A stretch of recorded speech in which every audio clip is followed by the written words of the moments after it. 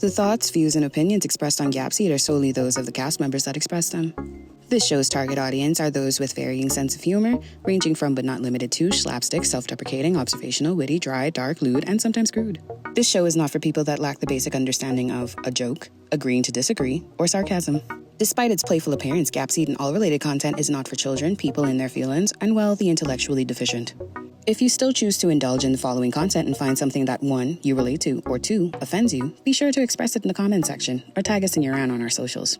If you feel it is far too offensive for a public forum, feel free to email us at gthatsoundlikeapersonalproblem@itain'tthatserious.net. With that being said, we're here to have fun, provide vibes, and share the culture. So thanks for hanging out with us. Love, the Gapseed Room.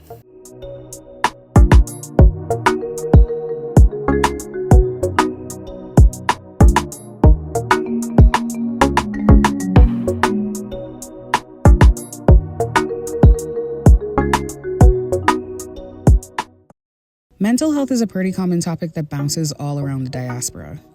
In the Bahamas, we've always had people that tried to push the importance, like Harrison Thompson, Stanya Davis, and Karan Turnquist. But in our culture, mental health has pretty much been up there with Santa Claus and the Tooth Fairy. That was until at least 2019, when our country felt the full effects of Dorian. And in 2020, with the, whole Pico de Gallo, our generation has had that, childhood trauma, student debt, unappreciative jobs, inflation, plus the dating pool has pee in it. Y'all really think we got time to think mental health is a myth? Tale as old as time. We are overworked, underpaid, and overstimulated. Welcome to episode 5. We are emotional. Let's start with the most common one. It's our favorite hand-tailored purgatory. We're talking about anxiety. A lot of people don't even actually realize when they have anxiety. So I've come to notice. But anxiety is very testy. It comes in very different forms, triggered by very different things. Me, I have my struggles with anxiety. It's really, I don't work well under pressure. So when I have too much stress at work, I'm very anxious. When I don't like confrontation, so when somebody says they have to talk to me about something, or when somebody is upset with me, I'm very anxious. And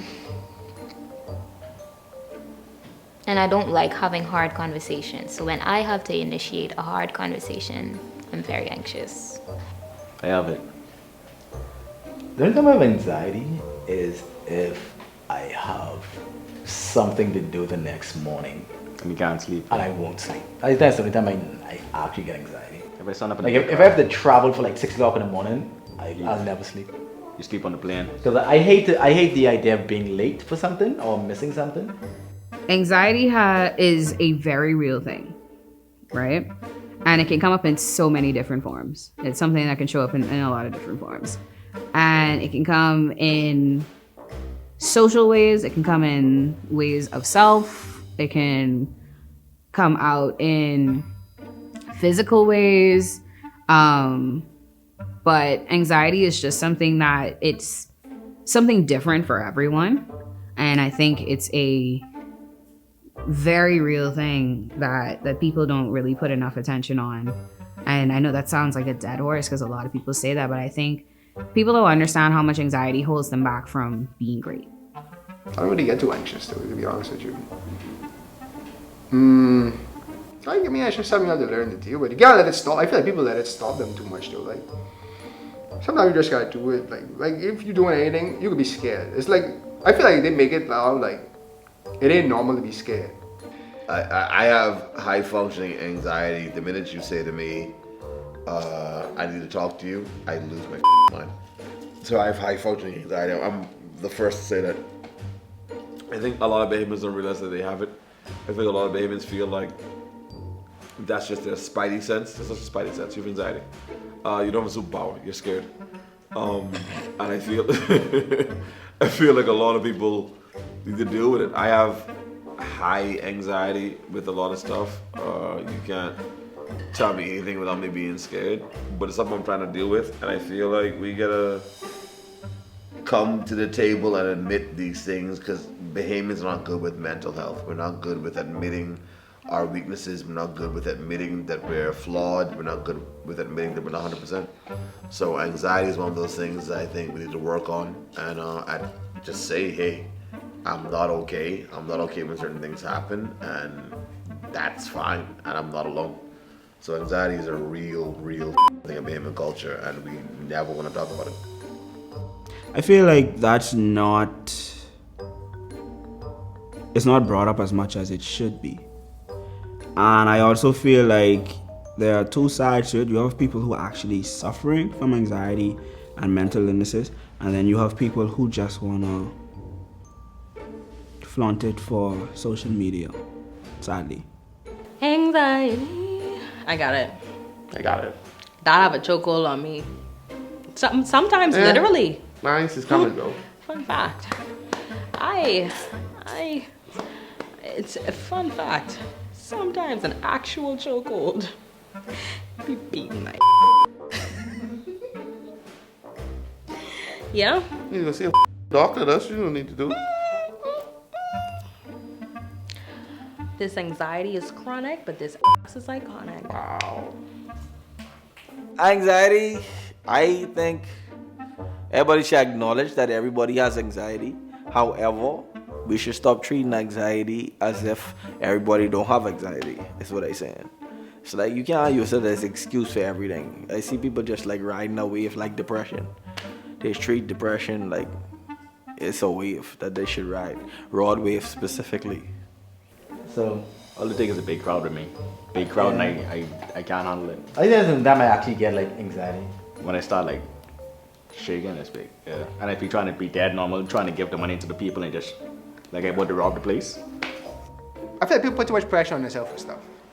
And a lot of that comes from like being online and different, like just seeing this, and you know what I mean. Where I go and you seeing this nigga with 18 and he just come up on like $40 million, and you realize like you to work. You know what I mean? Behind your desk, just chilling. You're like, what? I ain't doing this, I ain't doing that. But like, I mean, you can't beat yourself up all the time. You know what I mean? So I think all that adds to anxiety. So you just gotta give yourself a break. Up next, we unpack the roller coaster known as bipolar disorder. That's plenty of these girls. Someone just tell me that. Oh Lord, I can't say that. Someone just tell me that about 2 days ago that they're bipolar. At least they just admit it. Because I think like it's a very serious topic, Okay, so go. we shouldn't like be flippant about it. I don't think people should throw out the idea that they're bipolar because it's such a broad disease. Like people actually have these things, and there are people walking around with it that aren't diagnosed. But like when people are going through manic episodes and you just saying, oh, that's because they bipolar, don't do that. Don't do that. Don't do that. It's not nice. No. We don't play with mental health. I don't. Y'all may. That's not my truth. I feel like people. I don't want to say want to be sick, but it's like, what's your illness? You know what I mean? Like, what you have? I have this, this, and this. Well, I suffer from this, this, and this. I take 10 pills. I take 20 pills. You know what I mean? Like, I think some people do it for the wrong. I mean, do label themselves for the wrong reasons. Like, I mean, to be honest, like, let's be honest. If you come out and say you're struggling with, if you post 4 posts, right? They might get 10 likes, 10 likes, 10 likes. But the minute you write this long post talking about how you suffer from this and you've been dealing with this, 5,000 likes, 10,000 likes, you know what I mean? And then some people do feel that way, but then some people see it and be like, oh, that's what this could do for me. And I feel like some people abuse it, you know what I mean? So it loses some of its, not credibility, but you know what I mean? Like sensitivity toward it. Just because it's like a fad almost. Bipolar disorder is a very real thing, whether we want to call it demons or whether we want to call it generation curse, or whether we want to call it his mother was crazy just like him. I don't care what y'all want to name it. Mental health is a very real thing. I need y'all to stop. Y'all want everything from the United States except their recognition of real problems. Y'all want pick up the accent for weekend in Miami. Y'all want ship the products and things and papers. Y'all want to have your children over there. Y'all want everything about the States. But what y'all don't want to do is accept the fact that sometimes if somebody is going through something or has something presenting as an illness or a sickness, y'all can't acknowledge that, like, that person may need help. Y'all want to keep it quiet. Shh, we don't talk about them things. Hey, you know what? His mommy was like that. What does that mean? What does that mean? We have to acknowledge that we have people going through things that are genetic, that are mental disorders, that are things that are bigger. Give me a minute. Bigger than the church. Sorry, I know, that can go over your heads. But honestly and truly, you can't pray everything away.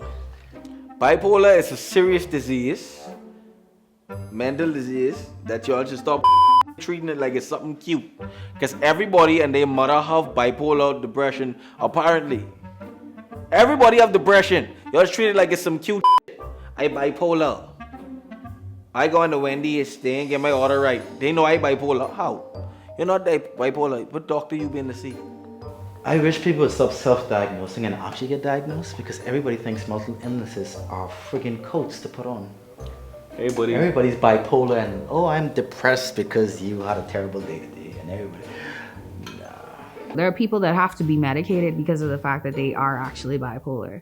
And it's not to say that you don't have mild cases or whatever the case may be, but it's just like, go and get tested to see if that is the case. There are things that can verify this kind of information. And if you feel like that is the case, go and get tested so you can get proper help. That's not something that needs to just go untreated. And it's cute to say. There are people that are actually suffering. I literally had a nun tell me, yeah, God wants me to believe. He also wants me to have the cognizance to know if it's cancer, go get treatment. What are we doing? Like, anything that we can recognize is something that is not normal to us doesn't have to be, a retribution of somebody's sins by. At some point, we have to recognize, like, the conversation has to be had. This is why we masking so many things around domestic violence. This is why we masking so many things around incest. This is why we masking so many things around pedophilia. These are conversations y'all don't want to have. All of these things are linked to mental, possibly disorders, to some level of dysfunction, to some level of, like, familial, connection, and y'all know it, because y'all be like, well, his mommy and his Grammy and the uncle, but the whole family had if the whole family had it, that don't sound to you like maybe it's something bigger than somebody making a bad decision religiously? No way. Okay. All right, it's time to tackle the elephant in the room. We're talking about depression. You used to think mental illness was Didn't mental exist. illness. I thought that was that person. Yeah, I thought mental illness was a meme. Until he met an actual depressed person, I was like, nigga, this is exhausting. Yeah. I don't see y'all do it. I'm very jealous of people that haven't experienced just a little bit. I don't wish it on anybody, never. But to have not experienced depression at all at any point in your life is a blessing. Because depression isn't just sadness, it's not being able to get out of bed, not being able to do the things that you actually have to do, like go to work, not being able to function as best as you can. Depression is a real thing on this island. I feel like people ignore it. People feel like it's not them. I think people think that depressive people are sad all the time. They're lonely and that they don't feel comfortable in situations. We've seen many examples. Mac Miller, Chester from Linkin Park. We've seen so many examples of people who have been performatively happy and acted happy and acted like everything was cool, and it wasn't. Almost everyone that's committed suicide. Yeah, we just saw in our pop culture thought process. We just saw Miss USA 2019 jump out of a building, and the last social media post was happy. Happiness, or the illusion of happiness, is not the lack of depression. It just means that this is what they're posting, this is what they're showing. If I could compare it to anything, at least the version of it that I was dealing with recently, it feels like being in quicksand and not knowing what to do, because you're continuously sinking And as much as you would like to pull yourself out of it, you know that you're working against yourself. You ever been depressed? Yeah, Sam. I have been depressed so much in my life. Like, I have a physical manifestation of where the pain is running through my left hand. Wow. But depression. I know, right? It's like when if I start to feel the pain, it's be like, they go to you butter before. Like, I go through too much right now. I can't even. No, like I used to have but then I used to have to shake it off a lot of times. But then I also realized that to prevent myself from being overwhelmed by it, here we go again. I was singing a song. To prevent myself from being overwhelmed by it, I have to give myself like a day or two where I actually feel it, honor it, and work myself out of it. I feel you could do little stuff to pick yourself out of depression. The first thing you gotta get out of bed. Like, some people just can't get like moving. If you could get around like just some people, different people, or just get outside or do something like that, I feel like that helps. And then you just gotta find joy in doing like small things. Like me, I like going to the grocery store, walking up and down an aisle. That's my thing. It was a weird thing, but it's my thing. You know what I mean? You gotta find something that you like. I don't just say drugs. You know what I mean? Because I feel like that helps, but I feel like it also adds to the problem long term, because then you become like dependent. So you shouldn't have to take drugs to come out the house. You know what I mean? In a perfect world, you shouldn't. So I feel like just finding small things. Like, your life ain't gonna be perfect. Nobody's life perfect. You just gotta find joy in like small stuff, bit by bit.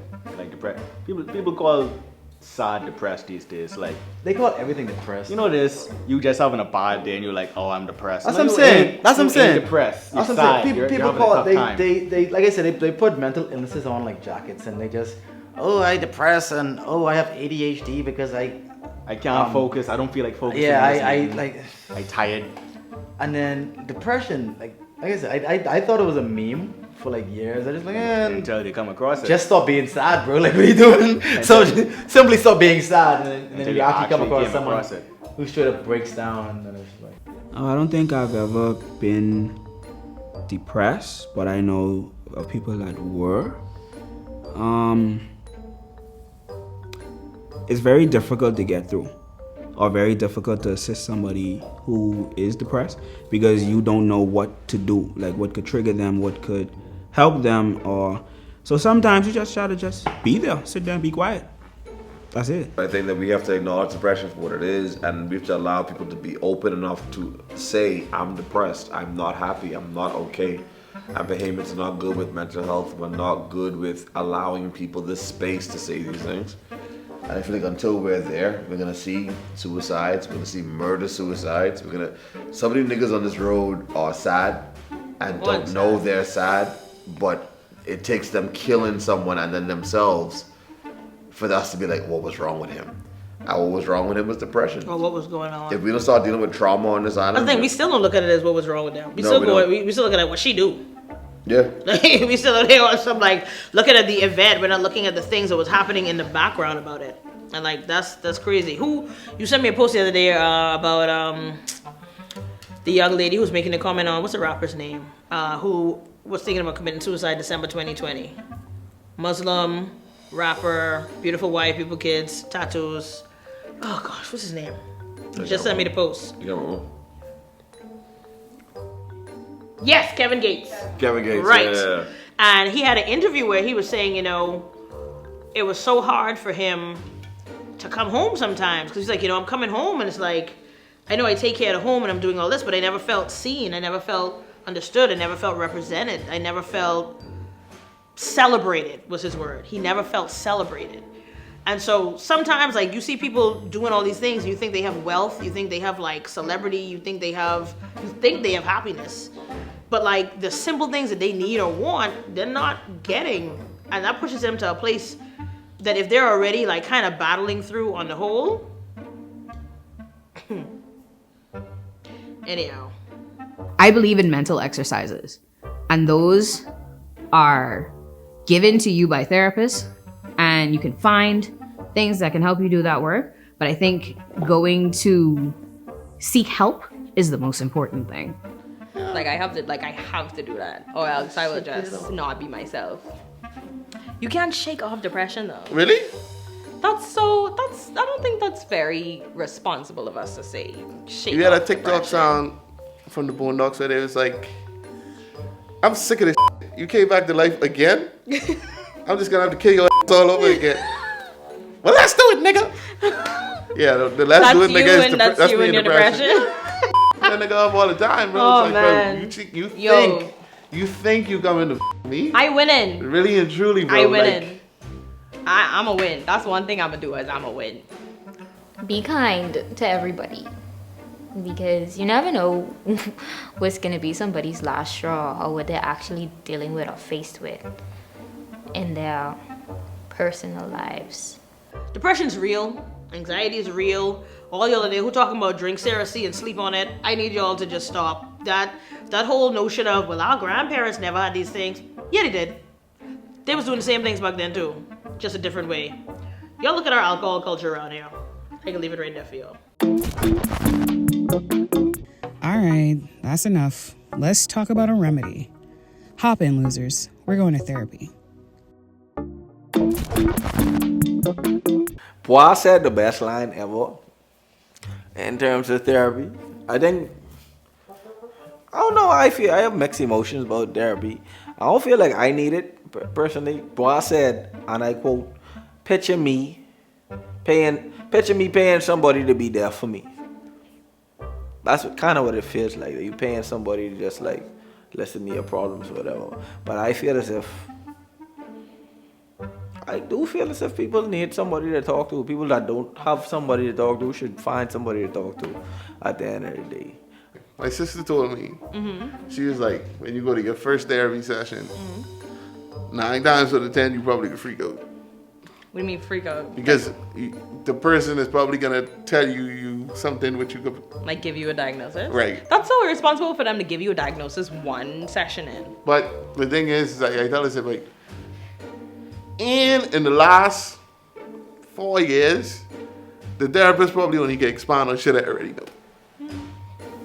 It's never been really encouraged in Black folks, or specifically Black Caribbean folks. It's always, pray the demons away, or,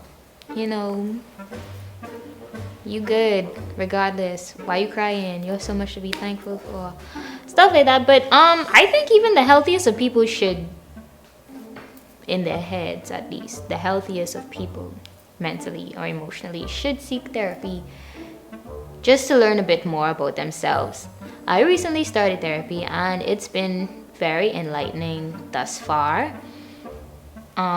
It's never, oh my God, the person just gonna sit there and tell you this and this wrong with you and this is how you fix it. It's more of a push to actually make progress or make steps toward changing or healing and growing from whatever you may have faced or currently faced with in life.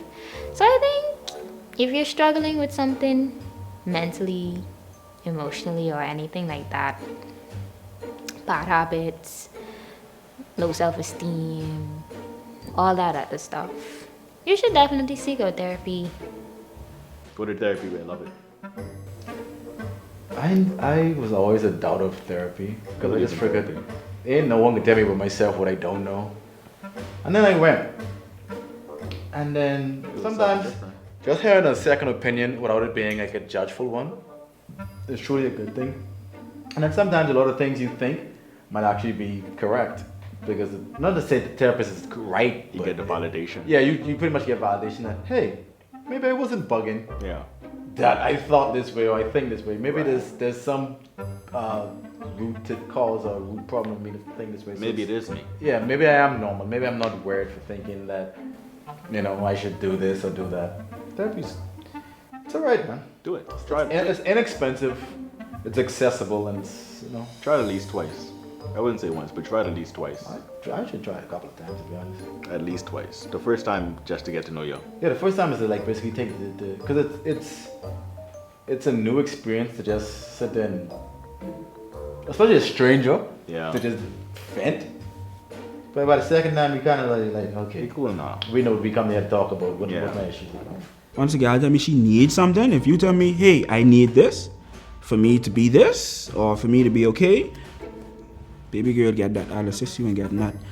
Therapy is a very beautiful thing. It's a very wild and ugly thing sometimes. Or I won't say it's not. I won't say it's a wild and ugly thing. I will say it brings out wild and ugly things in you. But it also brings out some very beautiful things about yourself. I think therapy is a rite of passage. I think with everything that we have going on, with the way our generation grew up and the things that we've been through, I think it is a vital part of us coming into our own. I think it's just another thing that we just have to do. And I personally don't want to date anybody that has never been to therapy. Not at least once. And and just because you go to therapy doesn't mean you have an issue. Important. So important. Necessary. So important. Important. I'm in therapy now and I needed it. After my dad died, I realized I wasn't grieving with that right. I wasn't dealing with that right. I had a lot of trauma I wasn't dealing with. And then on top of that too, a lot of times you don't know what's trauma until you realize it's trauma. You don't realize you're in problems until you're in problems, and then you're in it, and you don't know how to deal with being in it. So I wish that more Bahamians would get into therapy. I wish that more Bahamians would look in the mirror. Because you're not going to go into therapy if you don't look in the mirror. You're not going to go into therapy if you don't realize, okay, this is not normal. This is not okay. It's not the most ideal way to deal with things. And the minute I realized that, and I can't lie, shout out about Ronaldo, if it wasn't for Ronaldo, I would never be in therapy. It took me seeing one of my boys get in therapy and talk to him to realize it wasn't gay. You're not sick. You're not crazy. You're not tripping out. You're not soft. It took him saying to me, it's okay to go and talk to someone. So I salute Harrison Thompson. I salute Nelson Clark. I salute all these people who Quran Turnquest, all these people who are trying to make a way. Again, I'm in therapy now. It's helpful. It's needed. It's not cheap, but there are cheaper options. So feel free to hit up me and Mo and ask us how to find an option. But trust me, a lot of us need to talk to someone, and that talking to someone is not your pastor. Your pastor only knows what the Bible says. You can go to therapy and pray. I swear to God, you can do both. I think it's something you have to stick with, though. If you get free therapy, then yeah. Must therapy be nice. Expensive Jesus. though. Therapy is expensive. That's not on my Tell budget. that. Talk to my boy John Daniels. Oh my God, Miguel. You know how many people struggling with alcoholism in the Bahamas and they don't even realize? Look like you too. We'll talk about it. I don't drink every day, but if I know I need to go freaking take a sip of the bottle. So that just means you're a functioning alcoholic then? Probably. Okay. I have a life coach. She is also my therapist. She doesn't like the term therapist, but she is the person that I go to when I have things going on. And we talk about way more than my mental state. We talk about how am I doing the work to grow further in my career, in my love life, in anything that I do. And I think it's just a vital part of everyone's lifestyle. I feel like everybody should at least once. You never know what you'll find out. And to be fair, if your pastor is also a certified psychologist, therapist, whatever else, they're not. By all means, they're not. Cool. These niggas got an online degree on Jesus. I could promise you, the power of talking to somebody, anybody. They learn about Jesus on a Live's Wi-Fi. I can't. I know. First of all, I have a Live's Wi-Fi. That was interesting. Please don't hesitate to join in on the conversation and let us know how you feel in the comment section or on any of our socials. Don't forget to like and subscribe. Make sure you share it with your folks though, and spur the conversation amongst yourselves. Think of it like this: the more we have the conversation, the more people we can encourage to get help. And that's what really matters. Love, the Gapseed Room.